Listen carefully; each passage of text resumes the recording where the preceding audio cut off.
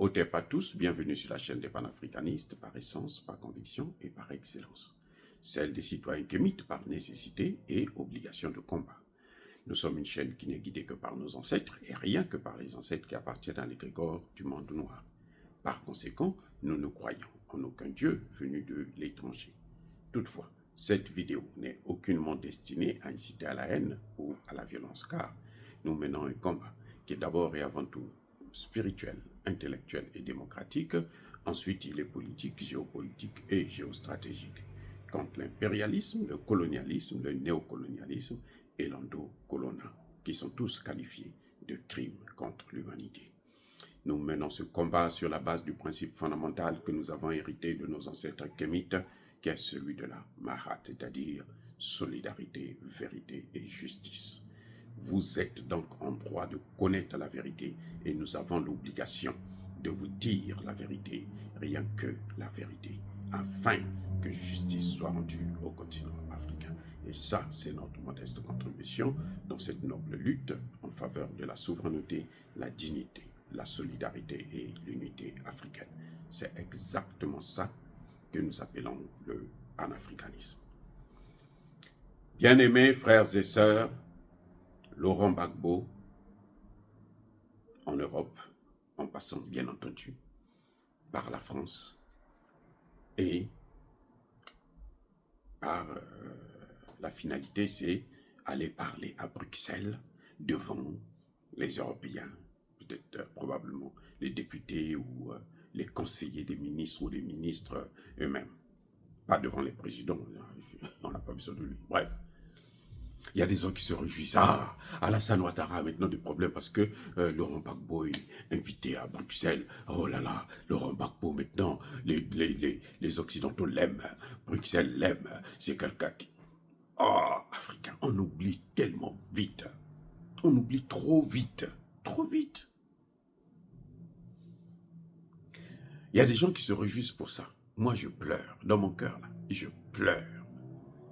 Quand j'ai appris ça, que Laurent Gbagbo est allé à Bruxelles.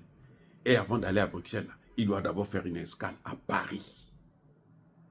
On l'invite à Bruxelles, à l'Union, c'est l'Union européenne qui l'invite, pour parler parfois devant 3-4 Européens. Il va pas aller pour aller parler devant le Parlement européen qui est réuni, on l'appelle pour venir raconter sa vie. Hein. Non. Ne vous leurrez pas. C'est pas possible. De chercher moi les images. Et ce qui est pire, c'est que quand Laurent Gbagbo est invité à Bruxelles, il faut d'abord qu'il fasse une escale à Paris pour aller prendre des instructions. C'est l'ancien système qui est en train de continuer. Ça a toujours été comme ça.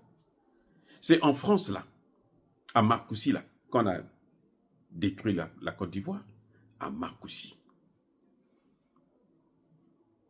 Et Laurent Gbagbo est venu signer à Marcoussis, en France. Ce qu'on vous appelez là, les accords de Marcoussis, là, c'est en France. Guillaume Soro est là, il peut encore vous le dire. S'il reste un peu lucide, il va vous le dire.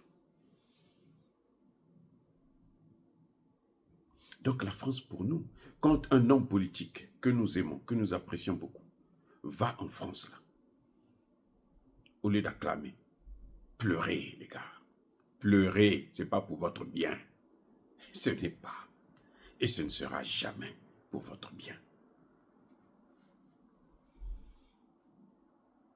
Pourquoi lui, pour aller à Bruxelles, il est invité par le Parlement européen, par l'Union européenne. Il est invité par l'Union européenne. Pourquoi, pour aller là-bas, il faut passer par... Il n'y a pas un chemin pour aller directement à Bruxelles, il faut passer par Paris. C'est l'œuvre des Français. Ce sont les Français qui sont en train de le manipuler. Je dis, ce sont les Français qui sont en train de le manipuler.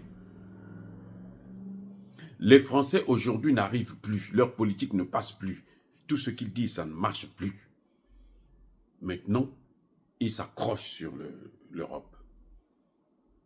On va chercher Laurent Gbagbo, on l'amène là. Mais c'est la France qui l'amène là-bas. Ce n'est pas l'Union européenne, c'est la France qui l'amène là-bas. Il va pour parler au Parlement européen. Il reste 3 jours à Paris. les amis. 3 jours à Paris. Pour parler à qui? Aux Ivoiriens? Oh. Mais pourquoi nous, on se laisse toujours avoir comme ça? Vous croyez que celui que eux-mêmes là, ils ont pris, ils ont amené à La Haye en prison. On a gâché près de 10 ans de sa vie pour laisser Alassane Ouattara détruire avec eux le pays. Maintenant, c'est leur ami. Mais il faut pleurer quand vous voyez. Quand j'ai vu ça là, je vous jure, j'étais triste. Mais comme on n'a pas le pouvoir, on ne peut pas lui dire non, ne pars pas. Il a des conseillers, nous on n'est pas ses conseillers. Nous on est pour nous là dans notre coin. On explique à cette jeunesse-là qui est en train de nous écouter. Il n'y a pas plus triste que ce que vous voyez là, ce scénario-là. L'Italie a rencontré tout le continent africain. Ils ont invité les Italiens. Italie, Afrique. Même l'Italie, une femme, une petite dame, l'âge de la fille de Eyadema, de Sassou, de Museveni, de la Guinée équatoriale, Obiangema et tout. Elle vous invite. Nos chefs d'État viennent quand même. Ils viennent. Comme ils ont mis la veste, ils pensent que non, là, ça, c'est le top. Maintenant, ils sont au top. C'est des gens trop importants. Et la petite dame dit, bon, je veux vous donner 5 milliards. Je vais investir à hauteur de 5 milliards. Il y en a un qui dit, non, c'est trop, madame. Vous faites un projet comme celui-là pour investir sur l'ensemble du continent africain, sans consulter les Africains. C'est comme si quelqu'un va venir faire des aménagements dans votre maison. Vous vivez avec votre femme et vos enfants. Le voisin d'à côté vient, il rentre dans la maison, il change les fauteuils, il instable et tout, il emplacement, il l'arrange, et puis il sort, il dit, bon, moi j'ai fait maintenant, venez continuer à vivre. Et vous allez trouver ça normal. Soyons sérieux. Et quelle a été la réponse de la France? La France dit, l'Italie veut faire cavalier seul. Donc c'est sûr qu'on a appelé la dame après. Mais écoute, l'Afrique là, c'est pour nous tous. Nous devons partager ça ensemble. Arrête avec ça. Déjà qu'elle-même avait de mauvaises intentions, c'est l'Italie-Afrique. Vous avez la Banque mondiale, vous avez le FMI, vous avez tous les pays européens sont représentés. Et oui, tous les Occidentaux là sont là, autour. Donc les Africains là, on était en train de les manger là. Eux, ils n'ont pas compris ça parce que ça se passe d'abord sur le plan spirituel. C'est pas forcément ce que nous voyons. Sur le plan spirituel, là, tous les chefs d'État et de gouvernement qui étaient là, ils se sont fait dépouiller là, en Italie, à Rome. C'est normal qu'ils invitent Laurent Gbagbo. Laurent Gbagbo est celui sur qui tout le monde est en train de compter. Ne soyez pas surpris que Laurent Gbagbo accepte sa défaite, qu'il ne se présente pas. Ne soyez pas surpris. Puisque vous êtes content, non? Voilà ce qui va arriver. Il y a de fortes chances. Parce que eux, les mondialistes là, le monde, ils ont quelqu'un qui a eu il a le certificat de Davos. Tidjane Thiam, il a le certificat. Écoutez bien, le certificat de Davos signé. Vous avez fini les cours. Vous êtes admis. Allez en classe supérieure, c'est-à-dire maintenant prendre le pouvoir. La seule personne qui peut gêner Tidjane Thiam, c'est Laurent Gbagbo. C'est-à-dire que la personne la plus... s'il se présente là, tous les Ivoiriens vont le soutenir. En tout cas, la majorité. Donc, qu'est-ce qu'ils font? Qu'est-ce qu'il faut faire? Il faut le préparer. Assigner sa défaite. Accepter l'échec. Accepter. On doit lui dire, on a dû lui rappeler, vous avez passé déjà 10 ans. Cette fois-ci, si on vous ramène, on va vous tuer là-bas. Vous et moi, si on vous demande ça, vous allez faire quoi? Vous êtes obligé de vous soumettre. Est-ce que Laurent Gbagbo était obligé de partir? Est-ce qu'il était... Il n'a pas de conseiller. Il était obligé de partir. Parce que l'élection en Côte d'Ivoire, ça se passe pour le sortir de la liste. Qui l'a mis dans la liste? C'est Alassane Ouattara ou c'est l'Union européenne? Qui l'a exclu de la liste? C'est Alassane Ouattara. Mais maintenant, pourquoi il va aller demander à l'Union européenne de le remettre dans la liste? Mais c'est un malheur. Ce que vous voyez là, c'est le début de la chute, de l'aggravation de la situation. Tidiane Cham est déjà là sur le terrain. Il est préparé pour prendre la chose. Mais lui-même là sur le terrain, il vous dit qu'il y a quelqu'un qui va me gêner, c'est ce type-là. Le vieux là, il va me gêner. On peut l'empoisonner là-bas, à Paris là. Où est-ce qu'on a empoisonné les Ngong Koulibaly, les Ahmed Bakayoko? C'est où? Vous croyez que quand ils partaient se faire soigner là, les médecins là, ne savaient pas que non, ils étaient empoisonnés déjà. Oh, les Africains, arrêtons un peu, arrêtons les gars, arrêtons de jouer comme ça. Moi j'aime bien Laurent Gbagbo. Il est adorable, très bien, il a fait un travail.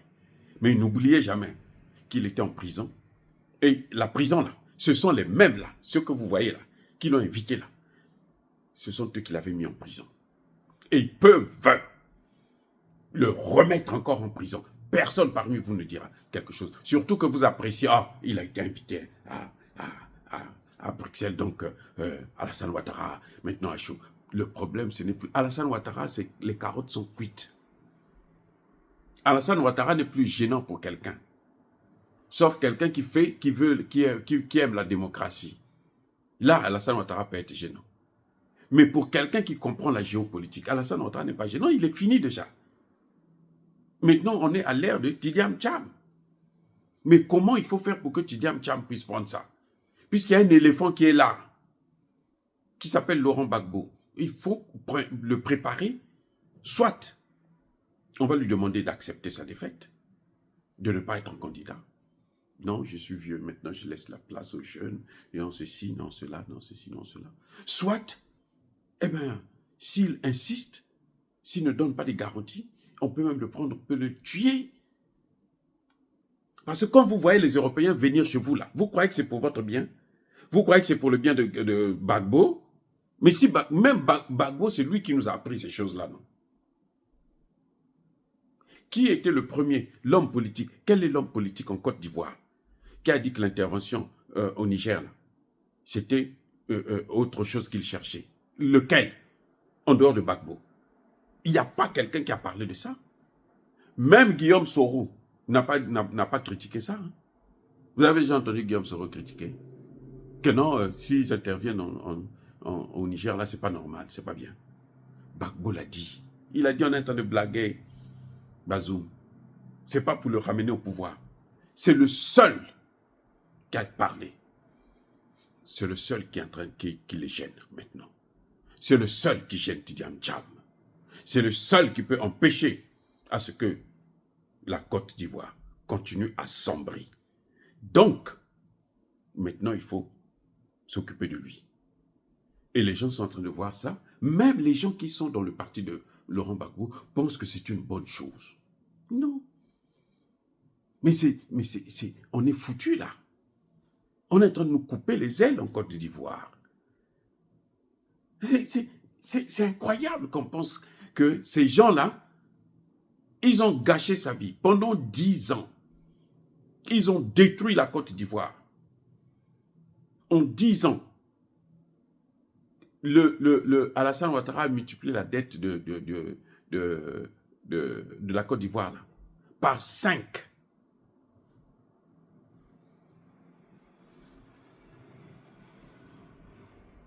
À lui seul, il a multiplié la dette de la Côte d'Ivoire par 5. Parce que Laurent Gbagbo n'était pas là, on l'a pris, on l'a mis en prison. Et maintenant, on voit que non, le gars est revenu, la population, les gens ne comptent que sur lui. Quand Gbagbo a parlé, toute l'Afrique a écouté. Toute l'Afrique, toute la jeunesse a bougé. Tout le monde s'est dit non. Sauf ça. Même à l'Union africaine, ils ont commencé à dire non, non, non. Et maintenant, on l'appelle par les mêmes qui sont en train de détruire la Côte d'Ivoire et tout le continent africain. Vous acclamez. Mais attendez, mais est-ce que vous réfléchissez vraiment? Qui êtes-vous pour penser toujours que ces gens-là, ils vous aiment trop? Ou c'est parce que vous habitez là-bas chez eux, en France, en Europe, là, que vous croyez que, bon, oh, c'est bon, même entre eux, les États-Unis sont en train d'écraser l'économie de l'Europe d'une manière incroyable. Je vais d'ailleurs faire une vidéo là-dessus. Et vous pensez que ils aiment Laurent Gbagbo. On l'appelle là parce qu'on veut, le hisser à la tête du pays. Mais soyons sérieux. Quelqu'un qui leur a fait face là, qui les a affrontés. Il n'avait même pas la Russie avec lui. Ils ont passé plusieurs années, depuis 2002 jusqu'à 2011, pour reprendre la Côte d'Ivoire totalement, complètement. Mettre ça dans les mains de Alassane Ouattara et Guillaume Soro, qui va sourire. Soro. Et ces gens-là, maintenant vous dites que, oh, maintenant ils ont compris, maintenant ils aiment tellement, ils aiment la Côte d'Ivoire, mais où les Ivoiriens sont nuls, où il y a un problème qui ne va pas. Pourquoi, comment ça fait-il qu'on fait que aimer nos bourreaux? Il y a un problème avec nous. Nous avons un problème sérieux. On aime toujours nos bourreaux. Dès que le bourreau dit, oh, vous savez, on a donné l'autre jour, on va gifler. Les gens y vont quand même comme des moutons. Laurent Gbagbo, à Bruxelles, c'est pour notre malheur. Écoutez-moi bien. Laurent Gbagbo à Bruxelles, hein, c'est pour notre malheur. Si lui-même, il est allé là-bas de bonne foi, mais voyez même la trajectoire là. Côte d'Ivoire, Paris, 3 jours, pour aller parler 10-30 minutes devant quelques petits députés de merde, d'ailleurs, qu'on ne connaît même pas. Et c'est ça, ce sont des gens comme ça. Ceux qui sont en train de condamner. Vous avez entendu ce que Joseph Borrell l'a dit sur le Mali, le Burkina et le Niger. Vous avez entendu ce qu'il a dit. C'est ceux-là que vous pensez que non, ils ont appelé Laurent Gbagbo, c'est pour notre bien parce qu'ils aiment le bonheur des Ivoiriens. Allez, oubliez-moi ça. Oh, bien aimés frères et sœurs, vraiment, je suis déçu de voir que les gens acclament parce que Laurent Gbagbo est allé à Bruxelles. Laurent Gbagbo pouvait aller à Bruxelles comme... Pourquoi, depuis qu'il a quitté là, il n'est pas parti à Bruxelles? Quand il a quitté la Haye, quand il attendait son passeport, il était à Bruxelles, il était en Belgique. On ne l'a pas appelé, on ne l'a pas écouté, on ne l'a pas invité. Maintenant qu'on voit que non, oh, il est en train de gêner leur type, on est en train de le préparer. C'est une guerre qu'il est en train d'affronter là maintenant. Et vous êtes avec les Occidentaux parce que vous pensez que les Occidentaux l'aiment. Oh là là. Ok, soyez bénis, abondamment bénis par le Dieu des Kémites et par nos ancêtres angelisés. Mais que tous ceux qui persécutent le continent africain le pillent et le déstabilisent, qu'ils soient noirs, blancs, chinois, arabes, juifs, indiens, qui qu'ils soient punis, maudits, foudroyés, écrasés, effacés par le Dieu des Kémites et par nos ancêtres angelisés.